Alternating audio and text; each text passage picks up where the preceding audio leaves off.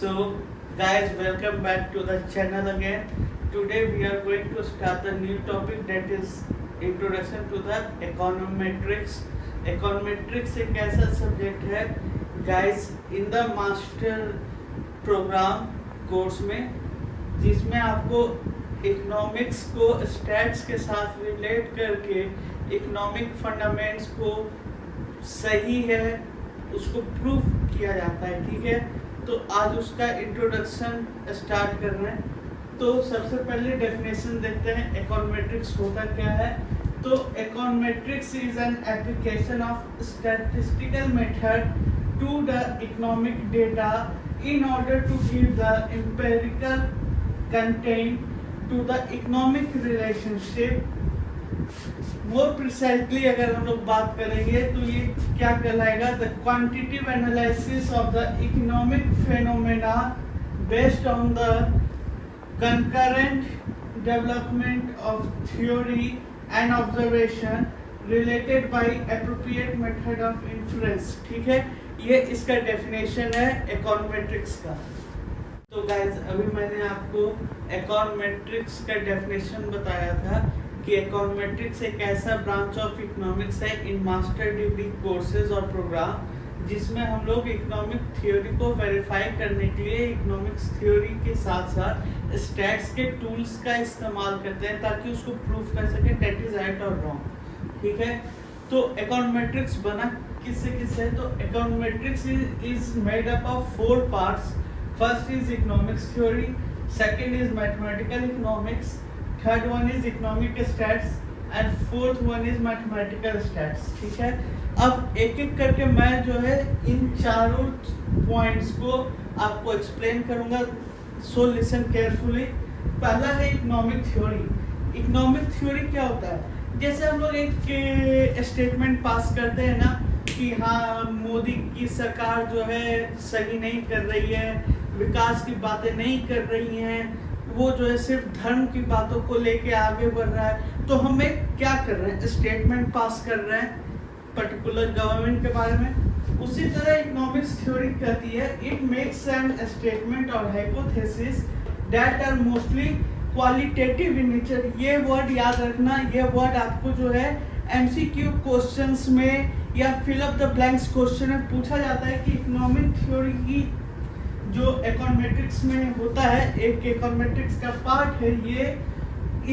इसका नेचर क्या होता है, क्वांटिटेटिव होता है या क्वालिटेटिव होता है। तो आपको ये जो है क्वालिटेटिव चाहे तो लिखना होगा या एमसीक्यू आएगा तो क्वालिटेटिव पे टिक मारोगे आप। ठीक है, एग्जांपल जैसे माइक्रो इकोनॉमिक्स थ्योरी ये बताती है कि अगर किसी चीज का बाकी सारा चीज को अगर कांस्टेंट ले लें, microeconomics theory states that other things remaining the same, अगर किसी गुड्स या कमोडिटी की प्राइस को रिड्यूस कर दें तो जो है ये हम एक्सपेक्ट कर सकते हैं कि उस गुड्स और कमोडिटी की जो है क्वांटिटी डिमांड बढ़ जाएगी।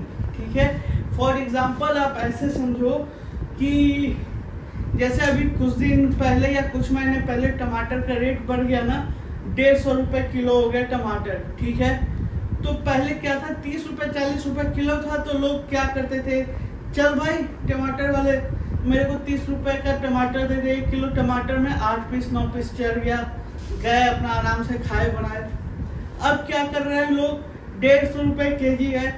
तो आपको मालूम है कि इंडिया का जो पॉपुलेशन है वो मिडिल क्लास पॉपुलेशन या लोअर मिडिल क्लास या पुअर क्लास से लोग ज़्यादा बिलोंग करते हैं। अपर मिडिल क्लास या फिर जो रिच सोसाइटी है वो इंडिया में उतनी ग्रो नहीं है।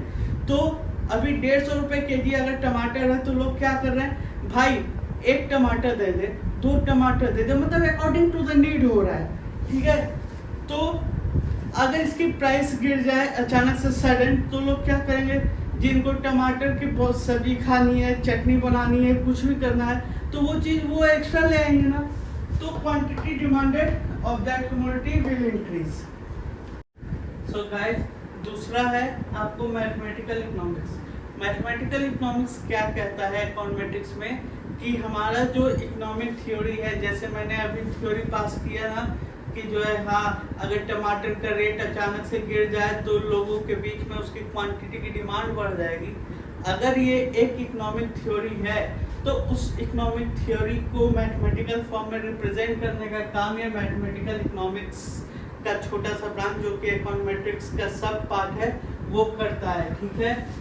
Without regards to the measurability और empirical verification of the theory. For example के तौर पे मैंने आपको यहाँ एक इक्वेशन लिखा है जहाँ पे y का मतलब आउटपुट है, ठीक है,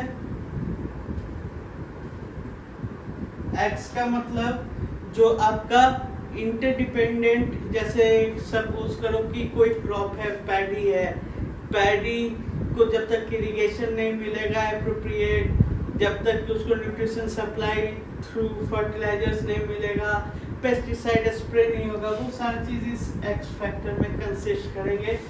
बीटा 1 इंटरसेप्ट, बीटा 2 स्लोप, ठीक है। ये आपका मैथमेटिकल इकोनॉमिक्स है। तो गाइस नेक्स्ट पार्ट है इकोनॉमिक स्टैटिस्टिक्स का, ठीक है। ये क्या कहता है कि हमारा जो है जो भी हमारा इकोनॉमिक थ्योरी है वो किसी न किसी डेटा के बेस पे बना हुआ है, चाहे जिस साइंटिस्ट ने बनाया हो।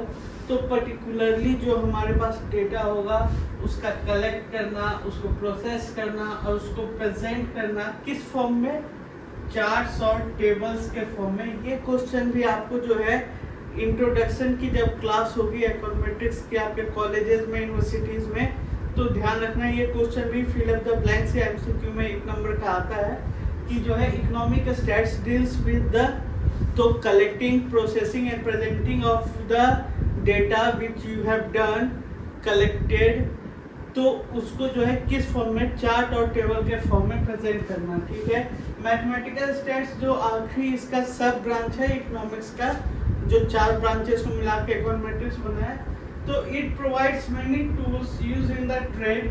The econometrician often needs a special method to in view of the unique nature of the most economic data, namely that data that are not generated as a result of controlled experiment, ठीक है। ये 4 सब divisions है econometrics के जिनको मिला के econometrics बना है। इकोनॉमेट्रिक्स का डेफिनेशन करा दिया, अब मूव ऑन करते हैं मेथोडोलॉजी ऑफ इकोनॉमेट्रिक्स पे। तो गाइस अब हम मेथोडोलॉजी ऑफ इकोनॉमेट्रिक्स की बात करते हैं कि उसमें इकोनॉमेट्रिक्स में हम क्या क्या चीज़ कैसे कैसे फॉलो करते हैं उसके बारे में समझते हैं। पहला हमारा हो गया स्टेटमेंट ऑफ थ्योरी और हाइपोथेसिस, ठीक है।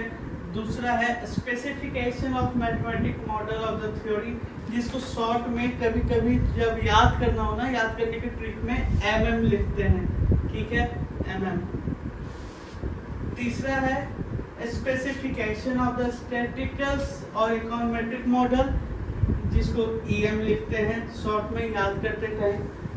चौथा स्टेप है obtaining of the data, data collect करना।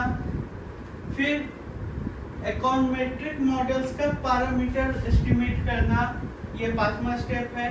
छठा में हाइपोथेसिस टेस्टिंग करते हैं, हाइपोथेसिस हमारा सही है नहीं है, दैट मीन्स कि H0 सही है या फिर H1 सही है, कौन सा सही है ये बताते हैं हाइपोथेसिस टेस्टिंग में।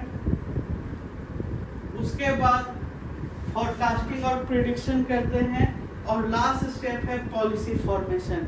ये 8 इम्पोर्टेंट मेथोडोलॉजी है। इंट्रोडक्शन की जब हम बात करेंगे इकोनॉमेट्रिक सब्जेक्ट में, जो आपके मास्टर डिग्री कोर्सेज में यूनिवर्सिटीज, कॉलेजेस और जो भी आपका उसमें पढ़ाया जाता है, तो उसमें बेसिकली जब इंट्रोडक्शन की बात करते हैं, इंट्रोडक्शन चैप्टर्स की, तो उसमें ये पोर्शन इम्पोर्टेंस रखता है। इस पोर्शन से आपको 2 से 3 नंबर का क्वेश्चन आता है कि write down the methodology of econometrics.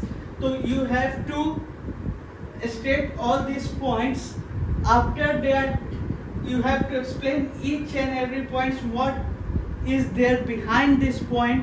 तो ये चीज मैं आपको कल बताऊंगा कि what are behind these points, ठीक है। अभी तक के लिए इतना ही। Thanks for watching this video. Please give me the like like to the video, comment, share, subscribe. Please turn on the notification bell so you will get updated to my video.